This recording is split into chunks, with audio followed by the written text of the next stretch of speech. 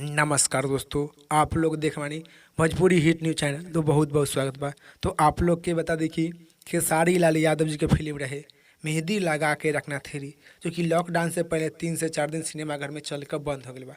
तो आप लोग के बता दी कि मेहंदी लगा के ना थ्री फिल्म जो कि फिर से दोबारा जो कि सिनेमा घर में अभी चल रहा बा। तो आप लोग के बता दी कि फिलहाल में अभी 2 से 3 गो सिनेमा घर में मेहंदी लगा के यहाँ थ्री फिल्म रिलीज किया गया है। यहाँ तो जो कि सभी सिनेमा खुली ओकर बाद जो कि आप लोग के सबसे पहले खेसारी लाल यादव जी के मेहंदी लगा के रखना थ्री फिल्म देखे के मिली। तो आप लोग के बता दी कि अभी भी खेसारी लाल यादव जी के फिल्म मेहंदी लगा के रखना थ्री सिनेमा घर में चल रहा बा 2 से 3 गो सिनेमा घर में। तो बहुत ही जल्द जो कि सभी सिनेमा घर खुली और बाद जो कि खेसारी लाल यादव जी के फिल्म मेहंदी लगा के रखना थ्री फिल्म देखे के मिली। और इस जानकारी के बारे में का राय बा, का विचार बा, आप लोग नीचे कमेंट बॉक्स में बताएं। फिलहाल में इतने, फिर से मिलेंगे नेक्स्ट वीडियो में। जय हिंद, जय भोजपुरी।